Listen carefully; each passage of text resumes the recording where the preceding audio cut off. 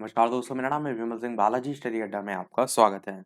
UP TET, super TET और लेखपाल के लिए हम आपको मॉडल पेपर करा रहे हैं। तो आज हम देखेंगे गणित के जो 20 प्रश्न हैं उसका मॉडल पेपर। और इससे पहले हमने इसी सेट नंबर 1 में जो है वो हिंदी के प्रश्न देखे थे।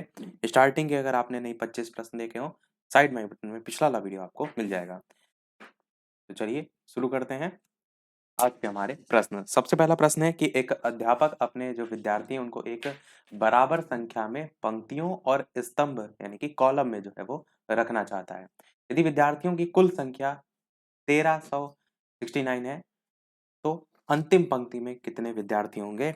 कभी भी इस तरीके का प्रश्न आपको देखने को मिले जिसमें इस तरीके की चीजें लिखी हो, जैसे किसी खेत की बात की जाए या किसी मैदान की बात की जाए और उसमें लिखा हो कि उतने ही जो है वो पंक्तियां हैं जितनी की उसमें जो है वो स्तंभ है। इस तरीके से मतलब डबल पॉइंट की बात की जाए, इस तरीके से यहाँ पर आप देख रहे हैं ना कि एक अध्यापक अपने विद्यार्थियों को एक बराबर संख्या में पंक्तियों और स्तंभ जो है इसमें रखना चाहता है।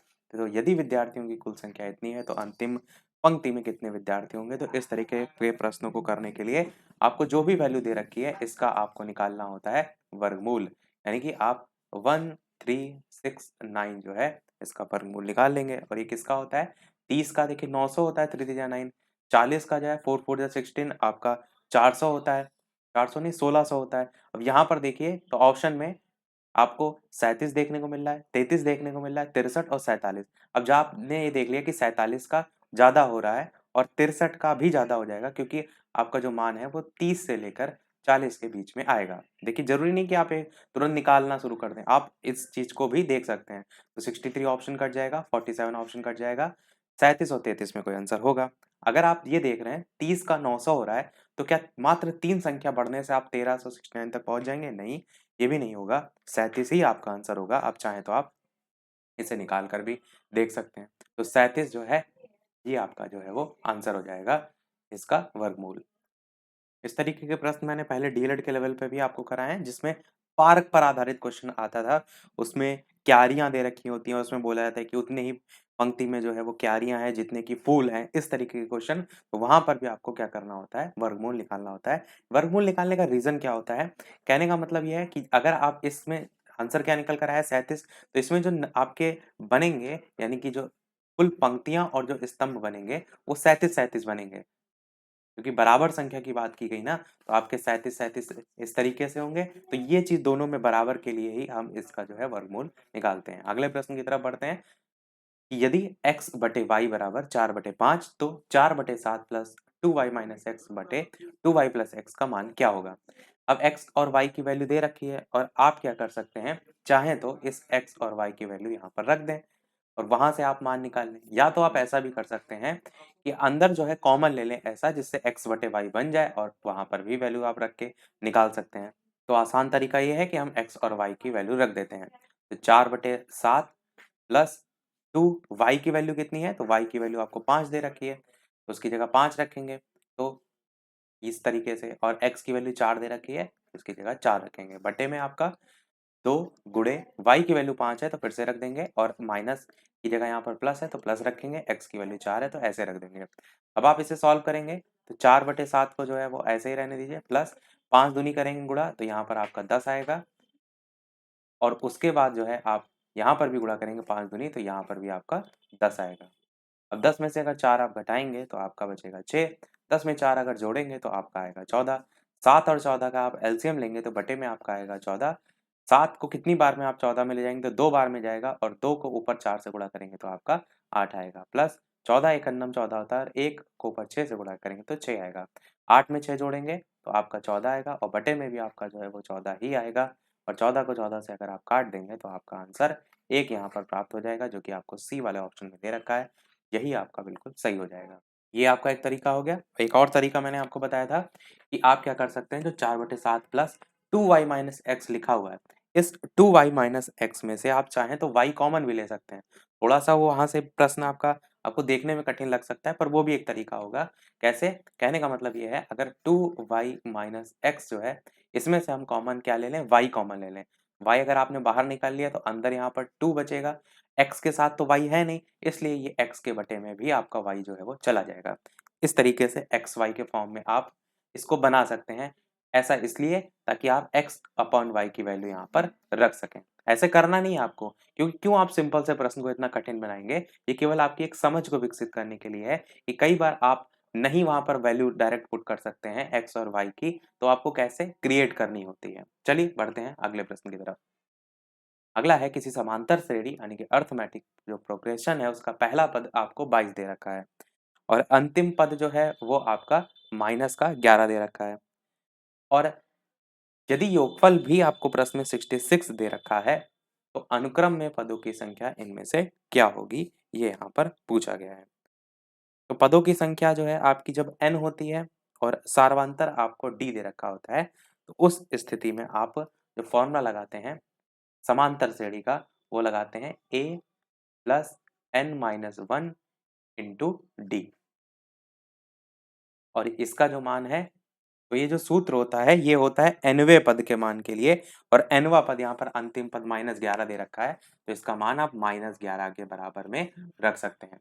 अब यहाँ पर a क्या है? a जो है ये आपका प्रथम पद होता है। a क्या है? ये आपका प्रथम पद है। अब प्रथम पद अगर प्रश्न में आप देखेंगे तो 22 आपको दे रखा है, तो हम इसकी जगह 22 यहाँ पर रख सकते हैं। प्लस n की जो वैल्यू है वो आपको यहाँ पर नहीं दे रखी है, तो हम क्या करते हैं n की जगह n को ही रखते हैं -1 और इंटू डी।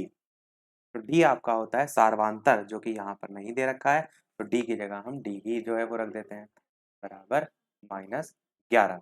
अब ये जो 22 इधर प्लस में दे रखा है वो बराबर के उधर जाएगा तो माइनस में हो जाएगा, यानी कि n -1 इंटू जो है वो डी और बराबर में माइनस का एक 22, क्योंकि ये प्लस का उधर है इधर आएगा माइनस का होगा, और माइनस का 11। माइनस माइनस जुड़कर प्लस हो जाता है, पर साइन आपका माइनस में ही रहता है, यानी 22 और 11 आपका हो जाएगा माइनस का 33। माइनस का जो 33 आया इसमें अब आगे आप बिना सॉल्व कोई किए इसको समीकरण 1 मान लीजिए, क्योंकि यहाँ पर जो हमने वैल्यू निकाली थी वो an की फॉर्म में निकाली थी, पर अब हम समांतर श्रेणी के प्रथम n पदों के योग का फॉर्मूला लगाएंगे जो कि आपका होता है s बराबर n by 2 2a plus n minus 1 into D. ये सब सूत्र आपके होते हैं, समांतर श्रेणी में अलग होता है आपका, और हरात्मक श्रेणी आपका होता है जिसको हम इंग्लिश में एपीजीपीएचपी करके कहते हैं। ये आपका यहाँ पर हमने रखा। अब यहाँ पर जो वैल्यू है वो रखते हैं। जो आपका s है ये क्या है? ये प्रथम n पदों का योग है। तो योगफल देखिए प्रश्न में 66 दे रखा है, तो इसकी जगह हम डायरेक्ट 66 रख सकते हैं बराबर n/2 में हमें n की वैल्यू तो निकालनी ही है, n/2 की जगह हम n/2 ऐसे ही जो है वो रख देते हैं। फिर 2a, a की वैल्यू हमें प्रथम पद पता है, कितना पता है? 22 पता है, तो उसकी जगह हम 22 रख सकते हैं। प्लस n-1 इंटू डी जो है इसका मान हमने यहाँ पर से -33 निकाल लिया है। अब इसको हम यहाँ पर डायरेक्ट रख सकते हैं। तो यहाँ पर माइनस में 33 है, तो यहाँ पर हम माइनस में 33 रखेंगे और ये ब्रैकेट आपका बंद हो जाएगा। अब एक चीज को यहाँ पर देखिए, ये माइनस की वैल्यू है, जब ब्रैकेट खुलेगा तो यहाँ पर बाहर जो आपका साइन होगा वो बदल जाएगा। 22 को 2 से गुणा अगर आप करेंगे तो यहाँ पर आपका 44 होगा। इसको हम इसी स्टेप में सॉल्व कर रहे हैं। यहाँ पर आप क्या करेंगे? 44 लिखेंगे, और जब ब्रैकेट खुलेगा तो ये प्लस माइनस का यहाँ पर जो माइनस का 33 है वो बचेगा, यानी यहाँ से हम हटा के केवल माइनस का 33 लिख सकते हैं। 44 में से 33 घटाएंगे तो 11 बचेगा, तो अब हम यहाँ डायरेक्ट क्या लिख सकते हैं कि हमारा 11 जो है वो यहाँ पर बचा n/2 और मल्टीप्लाइड में 11। अब ब्रैकेट हटा भी सकते हैं, इसकी कोई आवश्यकता नहीं है। अब 66 बराबर n/2 गुणे अगर 11 है, तो क्या हम यहाँ से n की वैल्यू नहीं निकाल सकते हैं? बिल्कुल निकाल सकते हैं। n की वैल्यू निकालने के लिए हम जो 2 है इसको उधर 66 से गुणा कर देंगे, यानी 66 गुणे 2 और 11 जो है आपका बटे में आ जाएगा। 11 आपका बटे में आ जाएगा। 11 से 66 को काटेंगे तो 11 6 बार में जाएगा, 6 दूना होता है आपका 12, यानी 12 आपका यहाँ पर आंसर निकल करके आ जाएगा। n की वैल्यू यही पूछा गया था, पदों की संख्या इनमें से क्या होगी? तो बी वाला आपका ऑप्शन यहाँ पर सही हो जाएगा। चलिए देखते हैं अगला प्रश्न। अगला प्रश्न है किसी साड़ी की अंकित मूल्य, किसी साड़ी का अंकित मूल्य 200 रुपए है। इस अंकित कीमत पर 20% छूट देने के बाद जो दुकानदार है उसको 16 रुपए का जो है वो लाभ होता है। लाभ परसेंटेज आपको जो है वो बताना है। अब देखिए साड़ी का अंकित मूल्य 200 रुपए है, तो हम क्या करते हैं 200 रुपए ऐसे यहाँ साइड में लिख लेते हैं।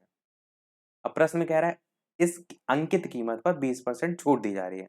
तो 200 का अगर 20% निकालेंगे और उसमें से घटा देंगे तो 100 का 20% आप जानते हैं 20 होता है, और जस्ट डबल अगर 200 है तो 200 का 20% कितना होगा? 40 होगा। तो बिल्कुल अगर 20% इसका निकालेंगे तो कितना निकल कर आएगा? 40 निकल कर के आएगा। और छूट देने के बाद तो यानी कि अगर 200 में से 40 घटा देंगे तो आपका कितना बचेगा? आपका बचेगा 160 रुपए। तो ये क्या हो जाएगा 160 रुपए? ये साड़ी का विक्रय मूल्य हो जाएगा, यानी कि इतने में बेची गई है। पर आगे ये भी कह रहा है कि जो उसने छूट दी उसके बाद भी दुकानदार को 16 रुपए का लाभ हो रहा है। अब ऐसे समझिए कि ये आपकी एक साड़ी है, साड़ी पर 200 रुपए प्रिंट लिखा हुआ है, किसी भी हर चीज पे एमआरपी लिखी रहती है, और उस अंकित कीमत पर दुकानदार ने कहा भैया सेल चल रही है, 20% की छूट है, ले जाओ। तो आपको सेल में वो साड़ी कितने की मिली? 160 रुपए की मिली। आप कहेंगे बिल्कुल ठीक है, 20% की छूट थी।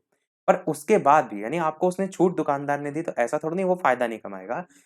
उसके बेचने के बाद भी दुकानदार को 16 रुपए का लाभ हो रहा है। अगर 16 रुपए का लाभ फिर भी हो रहा है, तो वो एक्चुअल साड़ी कितने की होगी? तो वो निकालने के लिए आप इस 160 में से इस 16 रुपए को जो है वो घटा देंगे। तो घटाने पर आपका कितना आएगा? इसमें से 16 घटाएँगे तो 144 आपको प्राप्त होगा। यानी उस दुकानदार को वो साड़ी कितने की पड़ी? 144 रुपए की। उस दुकानदार ने आपको कितने की बेची? 160 रुपए की। उस साड़ी पर कितना प्रिंट था? 200 रुपए था। अब इतनी चीज़ आपको समझ में आ गई होगी। अब प्रश्न में क्या पूछ रहा है? प्रश्न में पूछ रहा है कि उसका लाभ परसेंटेज जो है वो कितना था? लाभ प्रतिशत निकालने के लिए आपको हमेशा क्या करना होता है कि जितना जो है वो लाभ कमा रहा है वो यानी 16 रुपए, टोटल जो है आपका कितने पर कमा रहा है? 144 पर, तो बटे में 144 और परसेंटेज निकालने के लिए गुणे में 100। ये आपका आंसर यहाँ से आएगा। इसको आप सॉल्व करेंगे तो यहाँ से सॉल्व करने पर आपका 1600 बटे 144 आएगा। 16 का अगर पहाड़ा आपको आता होगा तो 16 नवैया आपका 144 होता है सीधे। एक अन्नम जाएगा, 9 जाएगा, और 9 से अगर आप 100 को काटेंगे, 100 बटे 9 करेंगे, देखिए कैसे जाएगा? 9 एक अन्नम 9, एक इधर जाएगा आपका फिर से एक बार में, यानी 11 सही आपका 1 बटे 9 आएगा, जो कि देखिए ए वाले ऑप्शन में यहाँ पर जो है वो दे रखा है, ये आपका सही हो जाएगा। चलिए देखते हैं अगला प्रश्न। अगला प्रश्न कह रहा है x अनुपात y बराबर 5/2 है, यानी 5:2 है, तो 8x plus N Y 9y और 8x प्लस 2y का मान क्या होगा? तो आपको क्या करना है? x और y की वैल्यू रख देना है। 8x में अगर रखेंगे तो 5 8 जा कितना हो जाएगा? 40 हो जाएगा, प्लस 2 की वैल्यू y में रखेंगे तो 9 दूना कितना हो जाएगा? 18 हो जाएगा। और दूसरा जो रेशियो है उसको निकालने के लिए 8x प्लस जो 2y इसमें भी वैल्यू रख दीजिए, 8 दूनी 16 हो जाएगा आपका, और 2 दूना 4 हो जाएगा। नहीं, आपका 5 यहाँ पर तो 5 है ना, 5 8 जा 40 हो जाएगा आपका, और यहाँ पर 2 दूना 4 हो जाएगा। हाँ, अब इसको आप आपस में जोड़ दीजिए। यहाँ पर एक चीज़ आप देख रहे हैं, x और y की वैल्यू हमने केवल रखी है, तो और कुछ इसमें आपको नहीं करना है। तो 40 और 18 जोड़ेंगे तो 50 8 58 हो जाएगा आपका इधर, और इधर वाला 44 हो जाएगा। तो 58 और 44 को अगर आप काटेंगे तो 2 दूना 4 और 1 इधर जाएगा तो 2 नौ भैया 18, और बटे में आपका 22 बचेगा। 29/22 यानी 29:22 आपका सी वाला आपका ऑप्शन सही हो जाएगा। बस आपको वैल्यू पुट करनी थी और कुछ नहीं करना था। चलिए देखते हैं अगला। अगला कह रहा है यदि किसी आयताकार समांतर षटफलक के आयाम का जोड़ 24 सेंटीमीटर है और विकर्ण की लंबाई जो है वो 15 सेंटीमीटर है, तो उसका कुल पृष्ठीय क्षेत्रफल आपको यानी कि सरफेस एरिया क्या होगा, ये आपको जो है वो बताना है। तो सबसे पहले यहाँ पर अगर आप प्रश्न में देखेंगे तो ये एक आयताकार जो समांतर षटफलक है उसके आयाम आपको यहाँ पर दे रखे हैं। तो हम इसे क्या करते हैं, एबीसी के फॉर्म में जो है वो मान सकते हैं। तो अगर एबीसी हम मान लें और यहाँ पर कह रहा है कि विकर्ण की लंबाई टोटल 15 है, तो आपका यहाँ से समीकरण बन के क्या निकलेगा? आप कहेंगे A square plus B square plus C square, ये बराबर हो जाएगा 15 के। अगर हम एक आयताकार समांतर जो षटफलक है उसके आयाम को मान लेते हैं एबीसी के फॉर्म में, तब आपका हो जाएगा अंडर रूट में A square plus B square plus C square बराबर 15। क्योंकि यहाँ पर जो आकृति की बात की गई है वो आपका है आयत की आकृति, और आयत के जो विकर्ण होते हैं उनका सूत्र क्या होता है, अंडर रूट में लंबाई का स्क्वायर प्लस चौड़ाई का स्क्वायर। तो अगर हम एबीसी के फॉर्म में मान लें तो हम सेम चीज यहाँ पर अंडर रूट में A square plus B square plus C square के फॉर्म में लिख सकते हैं। और किसके बराबर, तो आप कहेंगे विकर्ण की लंबाई 15 सेंटीमीटर दे रखी है, तो विकर्ण का ही सूत्र होता है, इसलिए हमने इसको डायरेक्ट 15 के बराबर रख दिया। तो समझ में आपको आया ये आया कहाँ से है, ये हो गया हमारा पहला। अब जो हमने आयाम माने हैं एबीसी के फॉर्म में, इसी के संदर्भ में एक और यहाँ पर कथन कह रहा है कि आयाम का जोड़ 24 है। अच्छा, ए प्लस बी प्लस सी की वैल्यू 24 दे तो रखी, पर हम ये भी कर सकते हैं, इसको थोड़ा सा और सॉल्व कर सकते हैं। थोड़ा सा और सॉल्व करने के लिए दोनों पक्षों में अगर हम स्क्वायर कर दें तो हमारा कुछ इस तरीके से हो जाएगा, इधर से आपका वर्गमूल हट जाएगा, A square plus B square plus C square, और 15 का स्क्वायर कितना होता है, तो 15 का स्क्वायर आपका होता है 225, तो हम 225 यहाँ पर लिख सकते हैं। हमने क्या किया है, इसका जो है समीकरण का स्क्वायर कर दिया है। इस चीज को शॉर्ट में यहाँ पर समझ जाइएगा। अब A square plus B square plus C square की वैल्यू 225 हमें पता चल गई, और एक प्रश्न में इसको अगर हम समीकरण एक भी मान लेते हैं तो एक और यहाँ पर जो है आयाम का जोड़ कह रहा है 24 सेंटीमीटर है, यानी ए प्लस बी प्लस सी की वैल्यू प्रश्न में 24 दे रखी है, यानी कि इसको समीकरण 2 हम मान सकते हैं समझने के लिए। बाकी आप ऐसा नहीं इसको मानिए, आप डायरेक्ट यहाँ लिखकर इसकी वैल्यू रख दीजिए। अब ए प्लस बी प्लस सी की वैल्यू अगर 24 आपको पता है तो आप क्या कर सकते हैं, यहाँ पर इसको आपको A square plus B square plus C square के फॉर्म में बनाना है। इसको इस तरीके बनाने के लिए आपको यहाँ पर भी, यानी समीकरण 2 का जो है इसमें भी दोनों पक्षों पर जो है आपको वर्ग करना होगा। दोनों पक्षों का यहाँ पर भी आपको वर्ग करना होगा। वर्ग करने से क्या होगा, यहाँ पर जो आपका एक साइड है वो हो जाएगा ए स्क्वायर, नहीं टोटल का स्क्वायर होगा ना आपका, ए प्लस बी प्लस सी जो है इसका होल स्क्वायर, और बराबर में जो है वो 24 का जो है वो होल स्क्वायर, इस तरीके से। अब ए प्लस बी प्लस सी का होल स्क्वायर का फॉर्मूला जो होता है वो आपको यहाँ पर रखना होगा। तो फॉर्मूला होता है A plus B, A square plus B square plus C square plus 2ab plus 2bc plus 2ca। ये आपका फॉर्मूला होता है किसका, A square plus B square, A plus B plus C का होल स्क्वायर जो है इसका जो है ये फॉर्मूला होता है। और इधर 24 का स्क्वायर कितना होता है, तो 24 का स्क्वायर होता है आपका 576। अब यहाँ पर देखिए वही चीज आ गई जो मैंने आपको कहा, A square plus B square plus C square, जो कि हमने समीकरण एक में वैल्यू रखी थी, उसको हम यहाँ पर 225 जो था वो डायरेक्ट यहाँ पर रख सकते हैं। 225 यहाँ पर अगर हम रख देंगे तो ऐसे आपका 225 हमने रख दिया, प्लस अब 2ab है, 2bc है और 2c है। अब यहाँ पर अगर आप देखिए तो दो तीनों में ही है आपका, और आपको प्रश्न में क्या निकालना है, प्रश्न में कुल पृष्ठीय क्षेत्रफल निकालना है, यानी ए बी बी सी सी ए की ही वैल्यू निकालनी है। तो आपको क्या करना होगा, यहाँ से 2 को हटाना होगा। तो आप दो, वैसे ही जो फॉर्मूला इसका होता है, आप चाहें तो 2 को बाहर रखकर इस तरीके से भी ए बी बी सी ए लिख सकते हैं, वो भी आप चाहें तो लिख सकते हैं इस तरीके से, और बराबर में 576।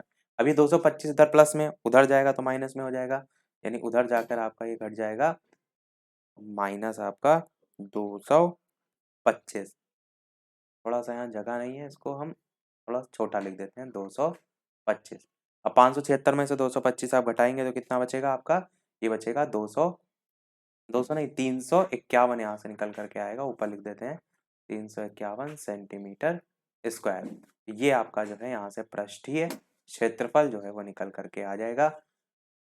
आप चाहें तो ये भी कर सकते हैं, इसमें 2 कॉमन ना भी लीजिए, केवल मैंने आपको समझने के लिए यहाँ पर तुम बाहर निकाल के बता दिया। बाकी आपका आंसर 351 यहाँ पर सी वाला ऑप्शन जो है बिल्कुल जो है वो सही हो जाएगा।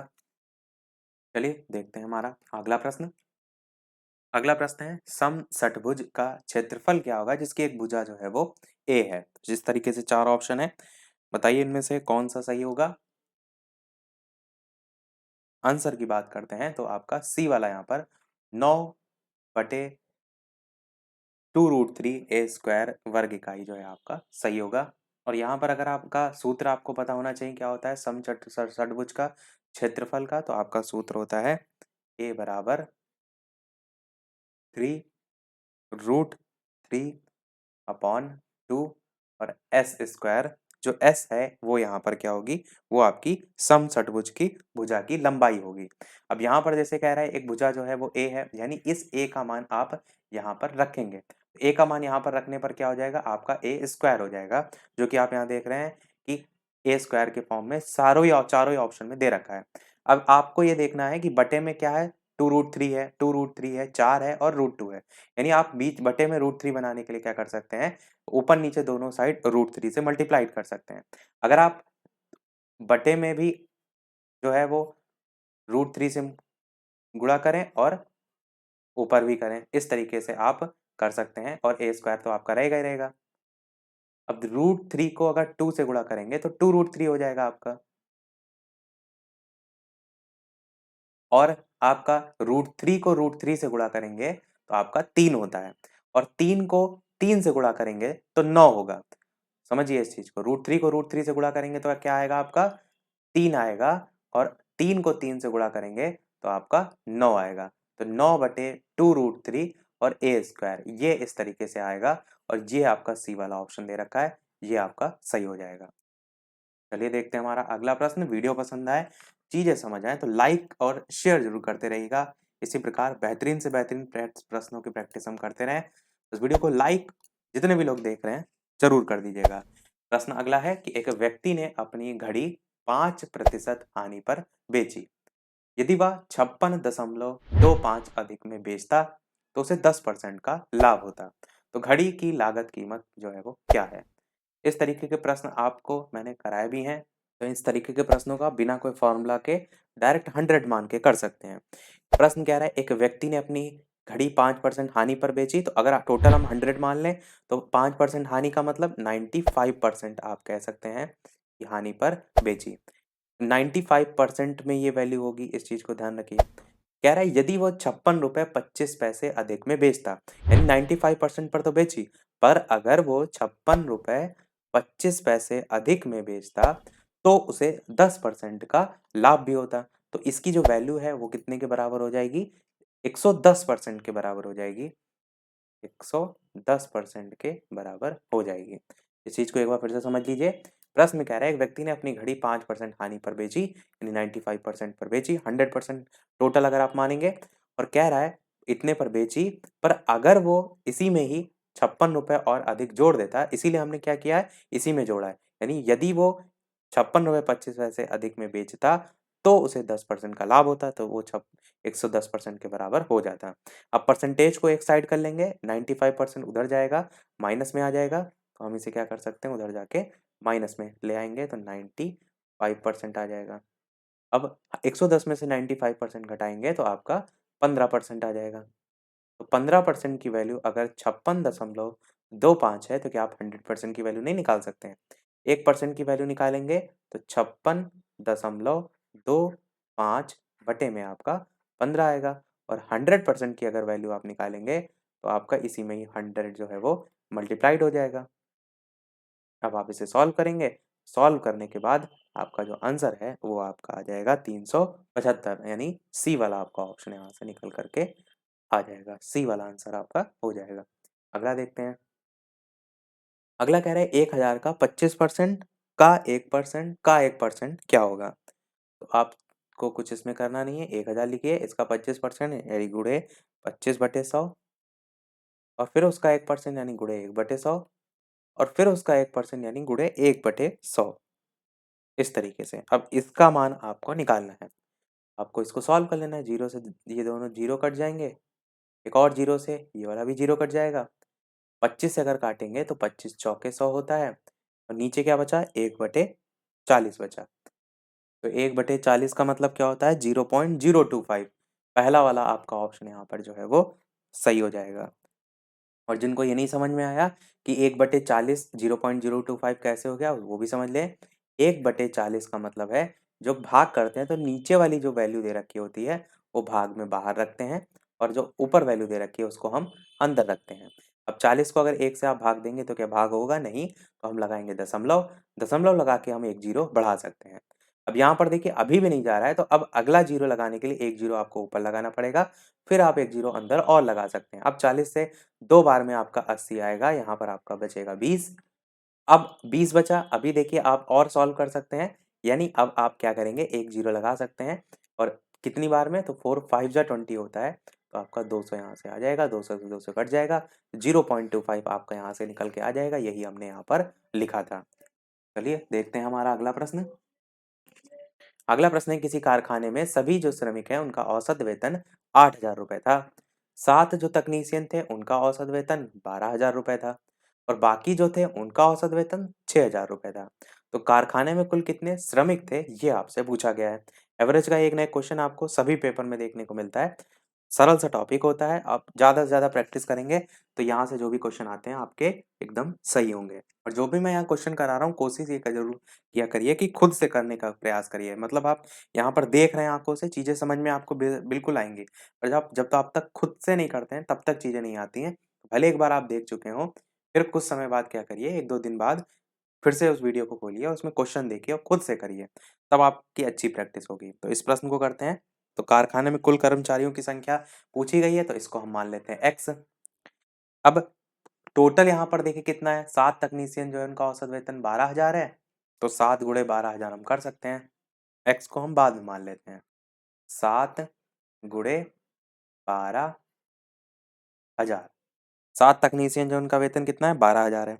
बचे जो हैं वो कितने हैं, कह रहा है ना, और शेष जो है उनका औसत वेतन जो है वो 6,000 है। तो शेष इन्हीं 7 में से बचेंगे, यानी अगर हम टोटल एक्स मान चुके हैं, मैंने बताया कि टोटल श्रमिक हम एक्स मान लेते हैं, तो अब आपके बचे कितने, 7 इधर निकल गए, तो एक्स माइनस 7 बचे, तो प्लस एक्स माइनस 7 आपके बचे। और इनका कितना है, तो औसत वेतन 6,000 रुपये है, यानी गुणे में जो है आपका 6,000। और ये बराबर कितने हो जाएगा टोटल के, टोटल कितना है, कह रहा है सभी श्रमिकों का औसत वेतन 8,000 है, तो सभी श्रमिक जो हैं उनको हमने माना है एक्स और उनका भी औसत वेतन है 8,000, तो ये जो है वो एक्स गुणे 8,000 के बराबर हो जाएगा। बस आपको इस समीकरण को सॉल्व कर लेना है, एक्स की जो भी वैल्यू आएगी वही आपका आंसर हो जाएगा। यहाँ 12 को 7 से गुणा करेंगे तो 12 सत्ते होता है 84, तो यहाँ से आपका आएगा 84,000 प्लस यहाँ पे 6,000 को x से गुणा करेंगे तो आपका आएगा 6,000x माइनस 7 6 होता है 42, यानी कि 42, यहाँ पर 3 जीरो यानी 42,000 बराबर 8,000 x यहाँ से आपका आ जाएगा। अब यहाँ पर 6,000 x है, यहाँ पर 8,000 x है। अगर 6,000 x को हम 8,000 x की तरफ ले जाएंगे तो आपका घटने के बाद 2,000 x बचेगा, यानी हम इसको यहाँ से उड़ा देते हैं। 8,000 की जगह हमारा कितना घटाने के बाद बचेगा, 2,000 x। ये जो साइन लगा हुआ है माइनस का, यहाँ पर प्लस का है, तो प्लस माइनस क्या होता है, माइनस होता है, यानी यहाँ बचेगा कौन सा साइन, माइनस का साइन बचेगा। इन दोनों को हटाकर ये माइनस का साइन लगा देते हैं। अब यहाँ पर 84,000 है, उसमें से 42,000 घटेगा, तो 84 का आधा ही होता है 42, यानी बचेगा कितना, तो केवल 42,000 बचेगा, तो इसको भी आप हटा दीजिए। आपका कितना बचा है, केवल 42,000 यहाँ पर बचेगा। केवल मैं आपको सॉल्व करना बता रहा हूँ, इसमें और कुछ एक्स्ट्रा नहीं है, आप खुद से सॉल्व कर सकते हैं। अभी x की वैल्यू निकालने के लिए इस 2,000 को इस बटे में लाएंगे या डायरेक्ट वहीं से काट सकते हैं।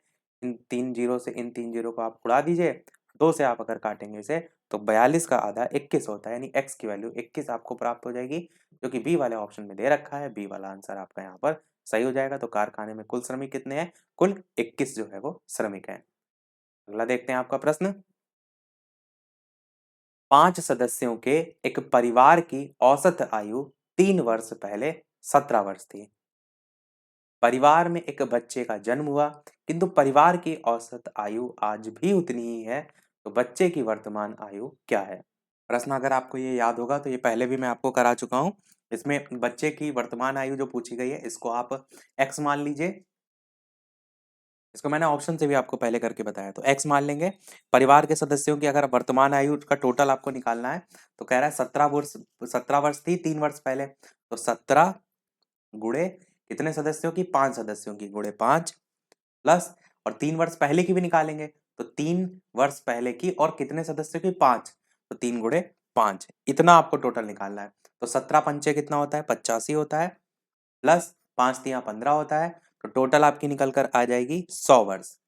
ये आपका यहाँ से निकल कर आया 100 वर्ष। पर प्रश्न में ये कह रहा है कि अगर परिवार में औसत आयु आज भी उतनी है जब परिवार में एक बच्चे का जन्म और हुआ, तो बच्चे का जन्म हमें नहीं पता कि उसकी एज कितनी है, तो हमें टोटल तो 100 पता है, तो हम इसी 100 में से जो है आपका, अगर बच्चे की एज को और जोड़ दें, हमें नहीं पता बच्चे की वर्तमान आयु, हमने एक्स मान ली है, अगर हम इसमें जोड़ दें तब टोटल कितने लोग हो जाएंगे, पहले 5 सदस्य थे अब 6 हो जाएंगे, यानी बटे में आपका 6 आ जाएगा।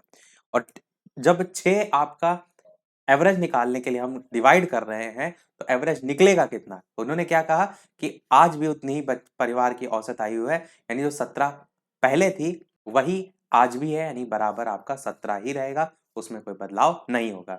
अब यहाँ से आप x की वैल्यू फाइंड कर सकते हैं, आंसर यहाँ से डायरेक्ट आपका आ जाएगा। 6 को 17 से उधर गुणा कर दीजिए और 17 छक्के आपका कितना होता है? तो 102 होता है। x की वैल्यू निकालने के लिए 102 और ये 100 उधर जाएगा, माइनस में हो जाएगा, यानी कि आपका 2 वर्ष यहाँ से आंसर निकल के आ जाएगा। 2 वर्ष जो है उस बच्चे की वर्तमान आयु है। तो सबसे पहले हमने क्या किया? 17 जो आपका एवरेज था, उसको टोटल जो सदस्य होते हैं, उनसे हमने गुणा किया। साथ ही साथ 3 वर्ष पहले का निकालने के लिए 3 गुणे 5 किया। टोटल आपका 100 वर्ष निकल आया। अब हमको ये पता चल गया टोटल 5 सदस्यों की कितनी है। अब एक जो परिवार में एक बच्चा आ रहा है, उसके लिए हमने उसको x माना। x में जोड़कर 6 से डिवाइड किया क्योंकि परिवार के सदस्यों की संख्या अब 6 हो रही है, पर एवरेज में कोई बदलाव नहीं हो रहा है, तो 17 का 17 ही है, तो बराबर में 17 रख के हम इस तरीके से इसको कर सकते हैं। चलिए देखते हैं हमारा अगला प्रश्न। अगला प्रश्न है कि यदि किसी त्रिकोण की तीनों मध्य रेखाएं एक समान हो तो वो त्रिकोण क्या कहलाएगा? बताइए। समबाहुभुज कहलाएगा, समद्विबाहु कहलाएगा, समकोण कहलाएगा या अधिक कोण कहलाएगा? तो हम इसे क्या कहते हैं? इसे हम कहेंगे कि त्रिभुज जो है वो समभुज होगा, यानी ए वाला यहाँ पर ऑप्शन सही हो जाएगा। कुछ इस तरीके से इसका त्रिभुज बनता है आपका, जहां पर आप देखेंगे तो तीनों ही जो भुजाएं होती हैं इस तरीके से आपकी जो है वो मिलती हैं। चलिए देखते हैं अगला प्रश्न। अगला प्रश्न है, यदि x प्लस 1/x का मान 3 है तो आपको इसकी वैल्यू जो है वो निकालनी है। अब यहाँ से जो x प्लस 1/x है, इसको आप चाहें तो और सॉल्व कर सकते हैं ताकि आप यहाँ पर जो मान है वो रख सकें। अगर आप थोड़ा सा ध्यान से देखेंगे तो यहाँ 3x स्क्वायर माइनस 4x है, यहाँ भी x है और यहाँ भी x है, तो आप इनमें से x कॉमन ले सकते हैं। तो x प्लस 1/x में आप क्या करिए, सबसे पहले इसको ही थोड़ा सा हल करिए।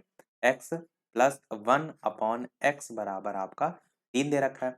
अगर आप यहाँ पर 1 रख लेंगे और x को यहाँ पर एलसीएम के फॉर्म में रखेंगे तो आपका यहाँ पर क्या आएगा, एक्स स्क्वायर आएगा प्लस x 1 जा 1, यहाँ पर 1 आएगा और बराबर में आपका 3 आएगा। ये ऊपर उधर जाके मल्टीप्लाइड हो जाएगा तो क्या हो जाएगा, 3x हो जाएगा, यानी एक्स स्क्वायर प्लस 1 बराबर 3x। इसको आप सॉल्व करके रख सकते हैं और ये समीकरण हम इसी को ही 1 मान लेते हैं, इसको और आगे सॉल्व नहीं करेंगे। अब इसको हम सॉल्व करते हैं, तो मैंने बताया इसमें कॉमन क्या आ रहा है, तो इसमें देखिए 3x square minus 4x plus 3 में यहाँ से आप x कॉमन ले सकते हैं, पर एक चीज अगर आप देखेंगे, यहाँ से अगर आप x कॉमन लेंगे तो अंदर की जो वैल्यू बचेगी वो आपकी 3 के फॉर्म में होगी और संख्या के फॉर्म में होगी, जबकि आपको चाहिए क्या, जबकि आपको एक्स स्क्वायर प्लस 1 के फॉर्म में चाहिए, तो इसलिए आप x को कॉमन यहाँ से नहीं लेंगे। आप यहाँ पर संख्या को कॉमन ले सकते हैं। आप यहाँ पर देखिए 3x स्क्वायर यहाँ पर है और यहाँ पर 3 है, माइनस 4x को हम उधर कर देते हैं। 3x स्क्वायर प्लस को 3 को साथ में रखते हैं और माइनस 4x को जो है हम उधर साइड रख देते हैं। बटे में अगर आप देखिए तो एक्स स्क्वायर है आपका, इस प्लस 1 को यहाँ साथ में रख लेते हैं क्योंकि एक्स स्क्वायर प्लस 1 ही हमको चाहिए, हमने इसको साथ में रख लिया और माइनस एक्स को उधर रख देते हैं। अब ऐसा हमने ऊपर वाले में क्यों किया? अब यहाँ पर अगर आप थोड़ा सा ध्यान देंगे तो अगर हम 3 दोनों में से कॉमन ले लें, केवल इनमें से, बाहर उससे नहीं, केवल अगर इन दोनों में से 3 कॉमन ले लें तो एक्स स्क्वायर प्लस 1 के फॉर्म में आपका बचेगा। यहाँ पर अगर आप 3 कॉमन लेंगे तो क्या बचेगा, एक्स स्क्वायर प्लस 1 के फॉर्म में ये आपका बचेगा। तो डायरेक्ट हम यहीं पे ये चीज लिख देते हैं, 3 कॉमन लेने पर एक्स स्क्वायर प्लस 1 के फॉर्म में बचेगा। ऐसा हमने क्यों किया? क्योंकि हमने समीकरण 1 में आप देखिए एक्स स्क्वायर प्लस 1 बराबर 3x जो है वहां से निकाला है।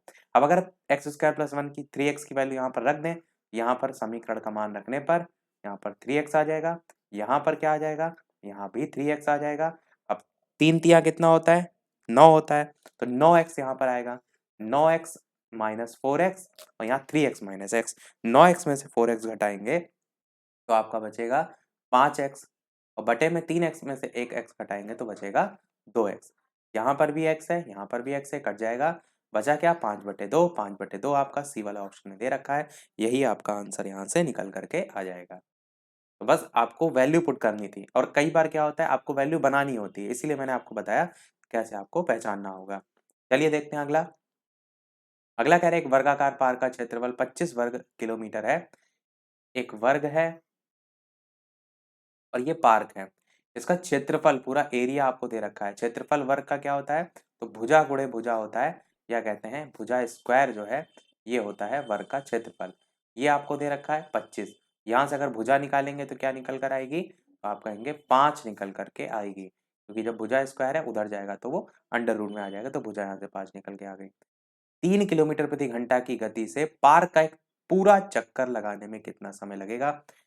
अब इस चीज को ध्यान से समझिए कि जो यहाँ पर पूरा चक्कर लगाने की बात हो रही है, ये पूरा जो चक्कर है, ये इसकी क्या कहलाएगी?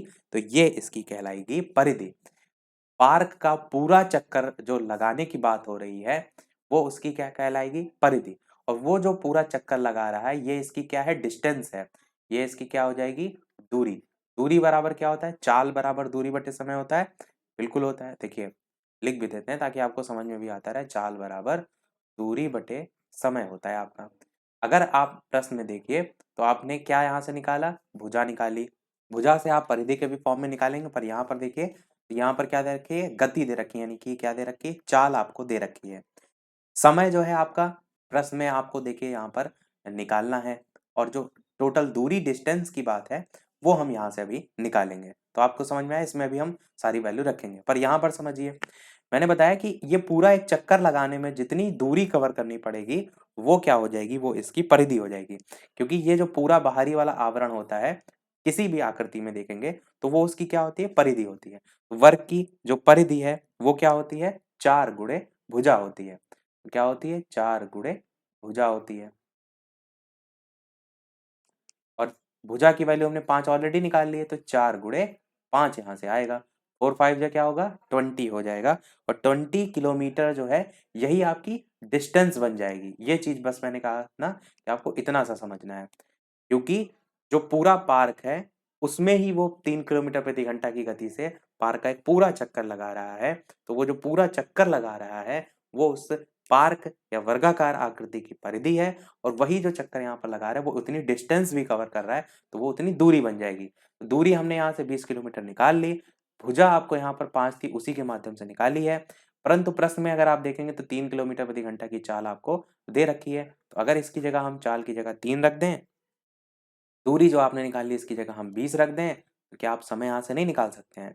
तो चाल बराबर दूरी बटे समय होता है। अगर समय बराबर निकालेंगे, 3 इधर आ जाएगा, समय उसकी जगह चला जाएगा। तो बटे में आपका 3 रहेगा, समय आपका यहाँ पर आ जाएगा।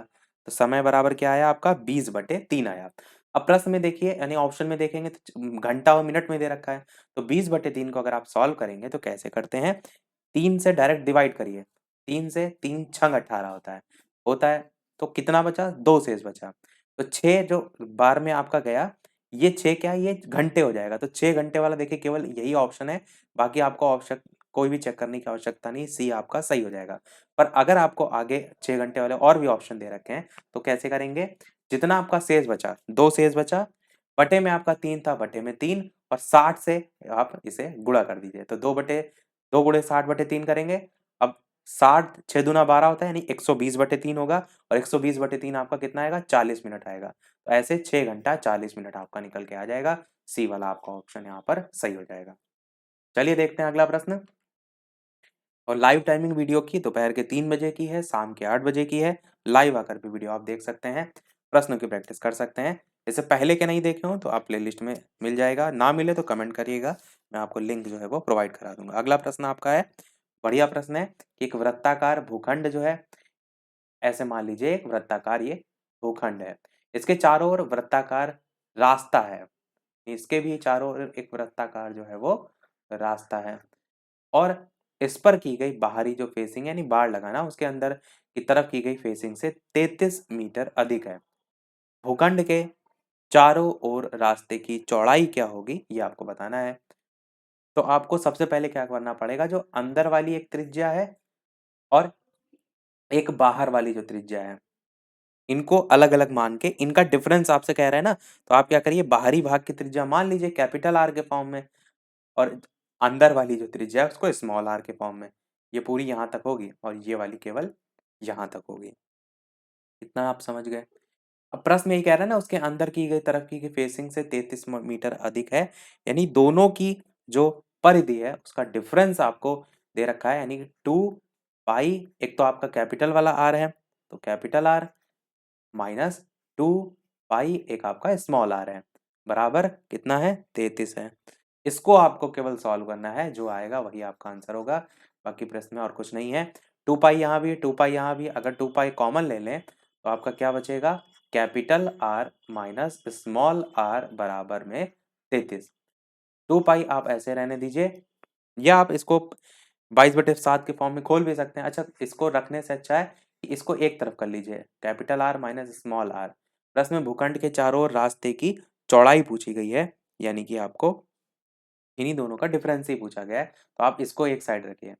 33 और बटे में आपका 2 पाई जाएगा, इस तरीके से आ जाएगा। पाई की वैल्यू आप क्या रखेंगे, 22, और बटे में 7 रखेंगे, 7 आपका ऊपर चला जाएगा। इसको आप सॉल्व कर लीजिए। इसको सॉल्व करेंगे तो किससे कटेगा, 11 से आप काट सकते हैं। ये आपका 33 है, 32 नहीं है, 33 है। 11 दूना 22 और 11 तिया 33। और आपका किससे कटेगा, तो अब नहीं कटेगा, 7 तिया 21 ऊपर होगा और बटे में आपका 4 होगा। 21/4। पर प्रश्न में देखिए, यानी ऑप्शन में देखिए, सब मान दशमलव में दे रखे हैं, यानी इसको आपको और सॉल्व करना होगा। और अगर आप सॉल्व करेंगे तो 4 और 5 जा 20 होता है, एक उधर जाएगा, एक उधर जाएगा तो उधर आपका कितना बचेगा, 11 हो जाएगा उधर जा करके। तो अब कितनी बार में जाएगा, 4 2 जा 8 जाएगा, दशमलव में 2 बार में, यानी 4.25 वाला आपका आंसर बी वाला यहाँ पर जो है वो सही होगा। 5.25 मीटर आपका आंसर हो जाएगा। अगला देखते हैं आपका प्रश्न। अगला प्रश्न आपका है कि घोड़ा एक वृत्ताकार मैदान के चारों तरफ 2 सही 1/2 सेकंड में एक चक्कर पूरा करता है। तो एक मान लीजिए ये एक वृत्ताकार मार्ग है और घोड़ा क्या कर रहा है, इस पूरे को कितने सेकंड में, 2.5 सेकंड में एक चक्कर पूरा कर रहा है। यदि घोड़े की चाल यहाँ पर दे रखी है 66 मीटर प्रति सेकंड, तो मैदान की त्रिज्या क्या होगी। अब यहाँ पर भी आप सेम चीज करेंगे कि जो वृत्त है इसकी जो परिधि होगी वो क्या होती है, 2 पाई आर होती है। और ये पूरा जो चक्कर है, ये जो आपका है, ये क्या है, ये वृत्त की परिधि है। वृत्त की परिधि अगर 2 पाई आर है, तो इस घोड़े को इस पूरा चक्कर लगाने में कितनी दूरी तय करनी पड़ी, तो वो उस वृत्त की परिधि के बराबर ही हो जाएगी। जैसे अभी क्वेश्चन हमने वर्ग में देखा था, तो आप क्या कहेंगे कि चाल बराबर दूरी बटे समय आपका सूत्र होता है। चाल बराबर दूरी बटे समय। अब यहाँ पर देखिए क्या-क्या वैल्यू दे रखी है। आपको समय दे रखा है और आपको क्या दे रखा है, चाल दे रखी है। तो चाल और समय दे रखा है, दूरी आपको यहाँ पर निकालनी है। तो दूरी बराबर क्या होता है, दूरी बराबर होता है चाल गुणे जो है वो समय। बिल्कुल। अब यहाँ पर प्रश्न में क्या कह रहा है, मैदान की त्रिज्या बताइए। अब इस त्रिज्या को आपको दूरी तक पहुँचाना है, तो कैसे पहुँचाएँगे? मैंने आपको बताया कि जो उस घोड़े के द्वारा उस वृत्ताकार मार्ग पर जो गति की गई है, वो जो पूरी डिस्टेंस कवर की गई है इस गोलाई में, ये क्या होगी? ये उसकी परिधि होगी। तो परिधि जो है वो किसके बराबर होगी? इस डिस्टेंस के बराबर होगी। और आप जानते हैं सूत्र क्या होता है परिधि का? तो 2 पाई आर होता है। यानी कि दूरी की जगह आप रख देंगे 2 पाई आर। चाल आपको दे रखी है 66, तो 66 रख दीजिए। समय दे रखा है 2 सही 1/2 सेकंड, तो 2.5 सेकंड को सॉल्व भी कर सकते हैं। तो 2 दूना 4 1/5, यानी 5/2 आपका यहाँ से ये आ जाएगा। अब देखिए यहाँ पर 2 पाई आर आ गया है, तो अब ये आर की वैल्यू आपको पूछी गई प्रश्न में, कह रहा है ना मैदान की त्रिज्या बताइए। तो बस आप इसको सॉल्व करके आर की वैल्यू निकालेंगे, वही आपका आंसर हो जाएगा। तो आर जो है यहाँ से निकालेंगे, इसको सॉल्व कर लीजिए। 2 तिया 6, 2 तिया 6, 33 गुणे 5 और बटे में आपका, या आप पूरा चाहें तो ये पाई का मान भी रख लीजिए, तो जिससे पूरा ही आपका यहाँ पर मान आ जाएगा। ये आर जो है इसकी वैल्यू आपको निकालनी है। पाई की वैल्यू आप यहाँ पर रखेंगे 22/7, तो 7 उधर जाएगा मल्टीप्लाइड में और 22 बटे में जाएगा। तो इसको काटिए मत आप, ताकि आपकी और वैल्यू सरल हो जाए। इसको ऐसे रहने दीजिए। आर की वैल्यू आएगी 66 गुणे 5 गुणे 7 और बटे में आपका 2 गुणे 22 आपका इधर से आएगा और ये वाला 2 आपका ऐसे ही रहेगा। इसको आप सॉल्व कर लेंगे, तो इसको सॉल्व करने पर दशमलव में मान आएगा आपका 26.25, यानी बी डी वाला जो ऑप्शन है ये आपका यहाँ पर जो है वो आर की वैल्यू निकल के आ जाएगी। यही आपका सही हो जाएगा। बाकी आप सॉल्व इसे कर सकते हैं। देखते हैं हमारा अगला और इस वीडियो का लास्ट प्रश्न। इसके बाद वाला जो प्रश्न है वो हम आपसे पूछेंगे, जैसे कि सभी वीडियो में हम आपसे एक ना एक प्रश्न पूछते हैं। तो प्रश्न आपका है कि किसी किसी समकोण त्रिभुज की भुजाएं 3 क्रमिक पूर्णांक हैं, तो सबसे छोटी भुजा की लंबाई क्या होगी? अब देखिए, एक तो तरीका ये हो सकता है कि आप जो 3 क्रमिक यहाँ पर बात की गई उनको मान लीजिए। एक को x आप मान लेंगे और अगली कौन-सी होगी? तो x + 1 के फॉर्म में होगी और अगली कौन-सी होगी? तो आप कहेंगे x + 2 के फॉर्म में होगी। तो आप इन तीनों के आधार पर भी कर सकते हैं।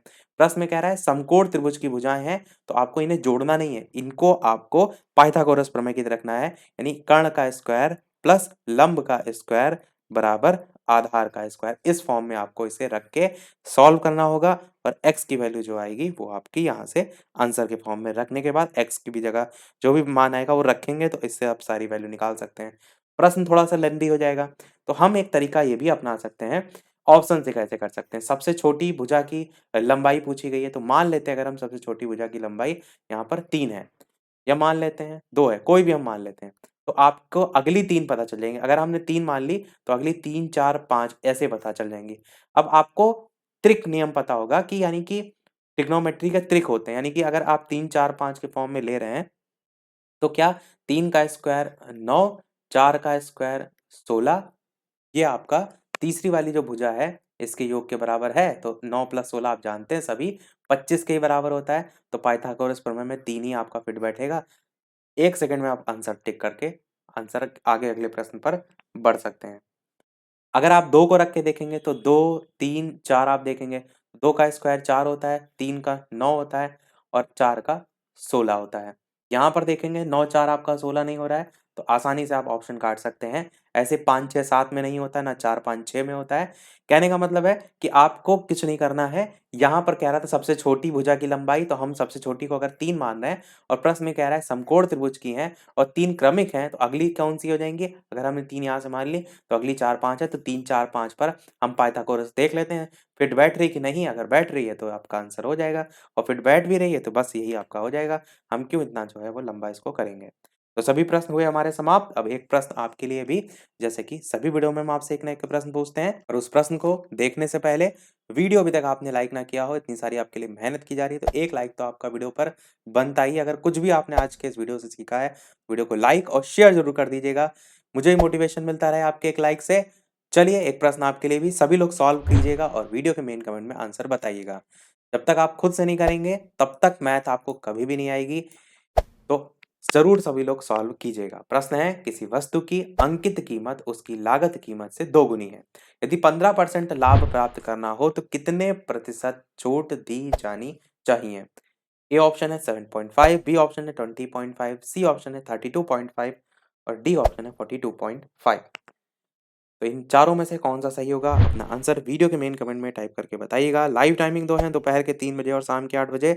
तो लाइव आकर भी वीडियो आप देख सकते हैं, प्रश्नों की प्रैक्टिस कर सकते हैं। मिलते हैं चलिए फिर अगले वीडियो में कुछ नए प्रश्नों के साथ, नए टॉपिक के साथ। तब तक के लिए नमस्कार।